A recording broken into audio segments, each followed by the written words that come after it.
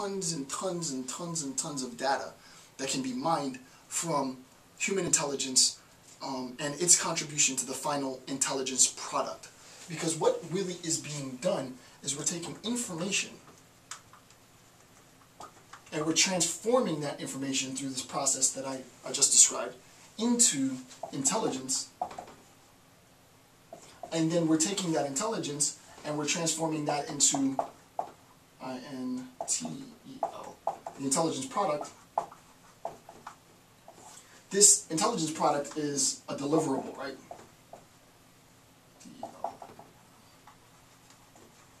I think I might spell it right. Yeah, as a deliverable, right? We're taking that bit of information, right? And that information is being sent, it's being delivered to the decision maker.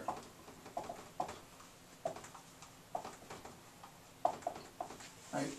So, based on the transformation of this information into intel, we've created a product, an intelligence product. This intelligence product is delivered then to decision makers, and decision makers act based on the information, right?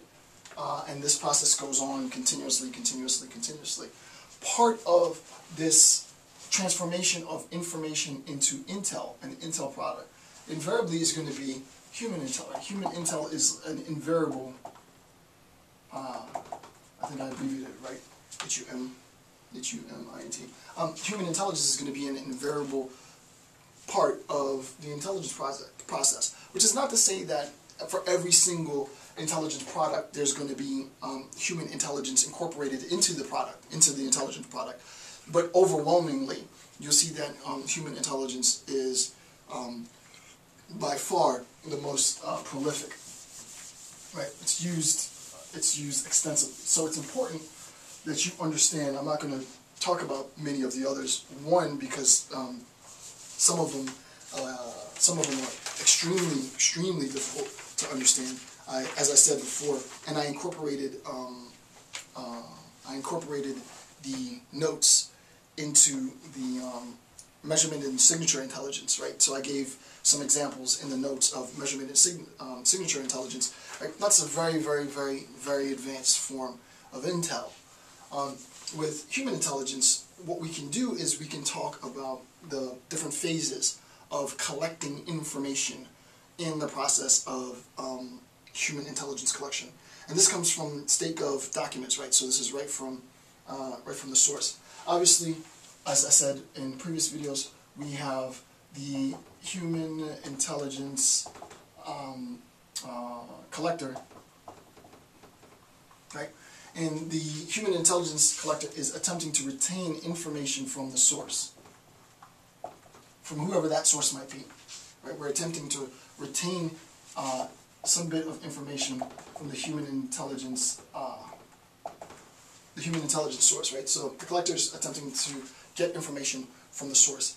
And what we are going to discuss, what I'm going to discuss now, is the way that that's done. So there are 5 phases, right? 5 phases of human intel collection.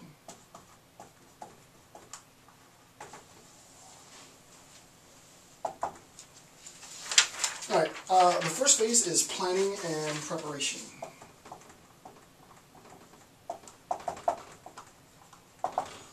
Planning and preparation, well, pretty obvious as the first phase. During this phase, the human intelligence collector conducts the necessary research and operational planning in preparation for a specific collection effort with a specific effort with a specific source, right?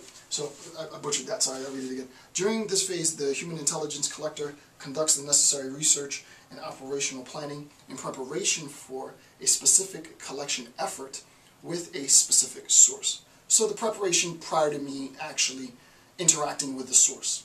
Okay, so I mean that's pretty obvious. I'm not going to write anything for that. Next is approach.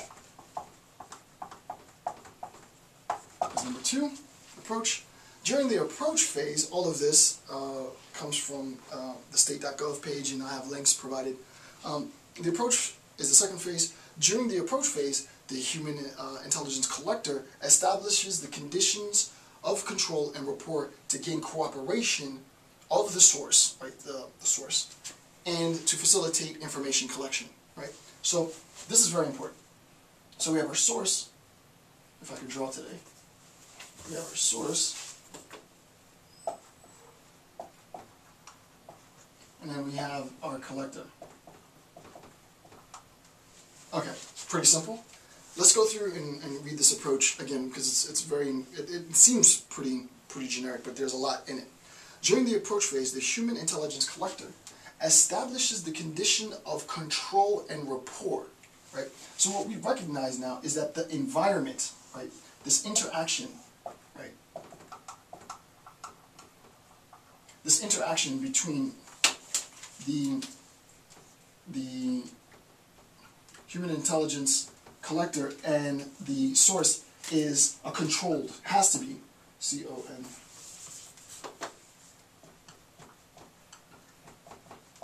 It has to be a controlled environment, right? The environment has to be a controlled environment. So in my approach, I need to recognize that the environment itself is going to facilitate, or not, my ability to successfully collect information, which will then be transformed into intel from the source. So that in my approach phase, I need to make sure that, you know, I have whatever it is I need to have. I made whatever accommodations feasibly made in order to facilitate the ease with which information is going to be divulged, right? So part of this approach phase is to establish the conditions of control and rapport, obviously, to gain cooperation of the source, right? So that this interaction is not going to be successful unless the environment is controlled and I have, obviously, the cooperation, and I'll just write it on top, and I have the cooperation of the source. It's pretty obvious. And all of this is to facilitate information collection, right? So the whole point is that when I'm talking about the approach, the whole point is that all of this is set into motion so that we can facilitate information collection.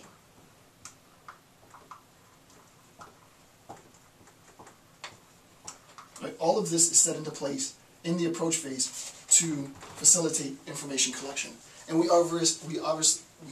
already know that information is transformed through those 4 steps into intelligence. So obviously the more information, the more credible, reliable information I'm able to collect, the more intel that I'm able to garner from that collected information.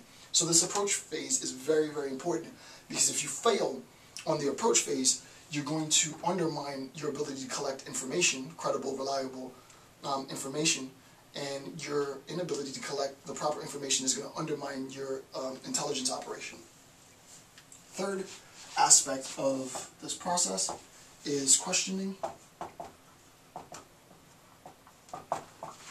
Questioning is the third. During the questioning phase, the human intelligence collector, right, the collector uses an interrogation, debriefing, elicitation methodology, none of which I'm going to go through. That has its own, like I said, I could discuss this forever, but there are methodologies for successful debriefing, for successful interrogation techniques, and the pros and cons of some of that. Obviously, we know that quote-unquote advanced interrogation was used and justified, which the debate then becomes, was it torture, was it not? I'm not going to get into any of that, right? But this is where the problem comes in with questioning. So during the questioning phase, the human intelligence collector uses an interrogation, debriefing, or elicitation methodology to ask a source questions, right? So there's going to be Q&A, but these questions aren't just asked sort of randomly, systematically, right? These questions are asked systematically on relevant topics, collect information in response to the intelligence task to ascertain source veracity, right? So if, for example, we know, just as an example, and I'm not going to explain it further than this, right? But if we know for certain that the bit of information we're going to ask, the answer is not A. So if we as human intelligence collectors know with certainty that the bit of information we're going to ask, the answer to that bit of information is not A. However, the source doesn't know that we know that the answer to that